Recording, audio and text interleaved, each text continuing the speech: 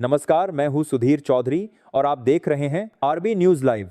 तो आइए बात करते हैं आज के मुख्य समाचार की में देश भर की तमाम बड़ी खबरों पर नजर डालते हैं। इससे पहले आप हमें कमेंट में जरूर बताएं कि आप यह वीडियो कहां से देख रहे हैं। अगर आपने अभी तक इस वीडियो को लाइक नहीं किया है तो लाइक करके चैनल को सब्सक्राइब जरूर करें। मंडी जिले में लगभग 50% किसानों ने कृषि विभाग के डिजिटल सर्वे से किनारा किया है। 1.73 लाख पंजीकृत किसानों में से केवल 592 ने ही पंजीकरण कराया है। कुछ कृषि विभाग ने तिथि निर्धारित की है। यदि किसान ऐसा नहीं करते हैं तो वे पीएम किसान सम्मान निधि सहित अन्य सरकारी योजनाओं और प्राकृतिक आपदाओं में मुआवजे से वंचित हो सकते हैं। हरदोई में शून्य पावर्टी योजना के तहत उज्ज्वला योजना के लाभार्थियों के सत्यापन में बड़ा खुलासा हुआ है। 322 चयनित परिवारों में से 105 के पास पहले से ही रसोई गैस कनेक्शन थे, जिससे वे अपात्र पाए गए। शेष 217 पात्र परिवारों को 1 सप्ताह के भीतर कनेक्शन उपलब्ध कराने के निर्देश दिए गए हैं। जिला पूर्ति अधिकारी ने गैस कंपनियों को समय पर कनेक्शन देने को कहा है, अन्यथा कार्रवाई होगी। हरियाणा के दिव्यांगजनों को अब सरकारी राशन डिपो पर लंबी कतारों में नहीं खड़ा होना पड़ेगा। भारतीय रेडक्रॉस सोसाइटी हरियाणा के उपाध्यक्ष अंकुश मिगलानी के विशेष प्रयासों से राज्य सरकार ने एक महत्वपूर्ण अधिसूचना जारी की है। इसके तहत दिव्यांगों के लिए अलग पंक्ति या बिना प्रतीक्षा किए तत्काल राशन देने के निर्देश दिए गए हैं। लोकसभा में विपक्ष के नेता राहुल गांधी ने दावा किया है कि पूर्व सेना प्रमुख जनरल मनोज मुकुंद नरवणे की अप्रकाशित किताब अमेजन पर उपलब्ध है। दिल्ली पुलिस ने किताब के कथित सर्कुलेशन की जांच के लिए एफआईआर दर्ज की है। वहीं publication house penguin random house India ने किताब के प्रकाशित होने से इनकार किया है। यह मामला राजनीतिक गलियारों में गर्मा गया है। मॉरिशस के प्रधानमंत्री नवीन चंद्र रामगुलाम ने पीएम मोदी से फोन पर बात की, जिसमें दोनों नेताओं ने भारत मॉरिशस संबंधों को मजबूत करने की प्रतिबद्धता दोहराई। मोदी ने रामगुलाम को आगामी एआई प्रभाव सम्मेलन के लिए भारत आमंत्रित किया। उन्होंने पिछले साल वाराणसी में हुई मुलाकात की प्रगति की समीक्षा की और हिंद महासागर क्षेत्र में शांति व स्थिरता के साझा उद्देश्यों को प्राप्त करने के लिए मिलकर काम करने पर जोर दिया।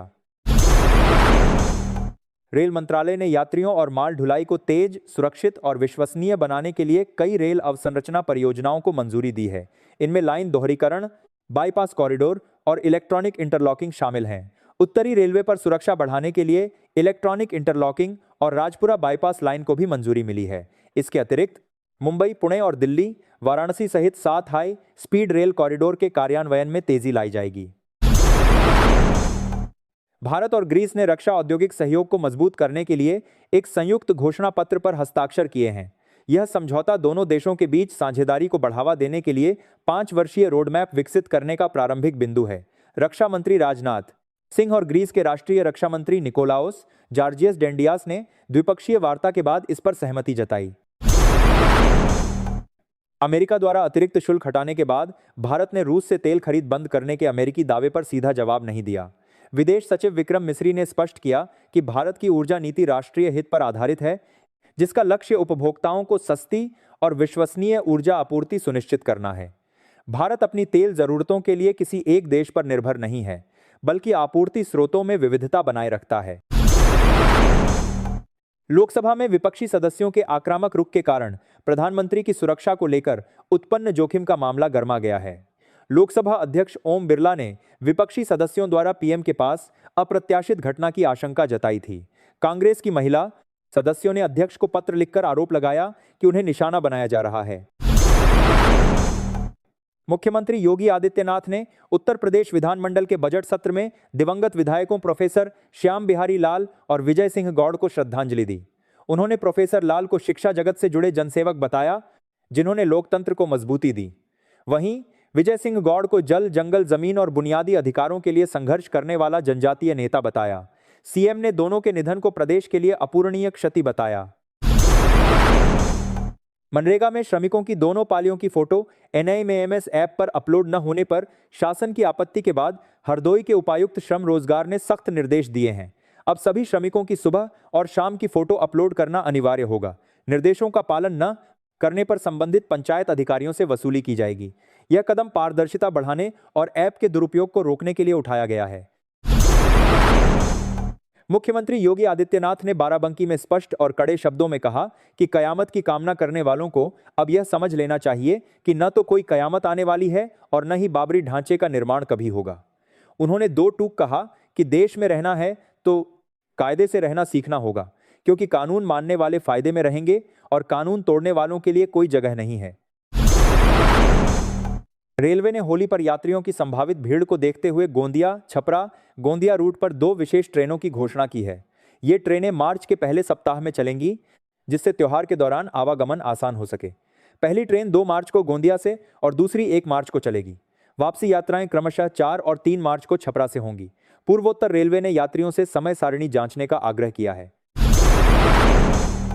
योगी सरकार ने दिव्यांगजनों के सशक्तिकरण को प्राथमिकता देते हुए पेंशन में 3 गुना वृद्धि की है, जो अब 1000 रुपये प्रतिमाह है। पिछड़ा वर्ग कल्याण मंत्री नरेंद्र कश्यप ने विधान परिषद में बताया कि पारदर्शी ऑनलाइन व्यवस्था से कोई भी पात्र दिव्यांग सरकारी योजनाओं से वंचित नहीं है। यूडीआईडी कार्ड और सीधे खाते में भुगतान जैसी पहल से भ्रष्टाचार पर अंकुश लगा है, जिससे दिव्यांगजनों को 100% लाभ मिल रहा है।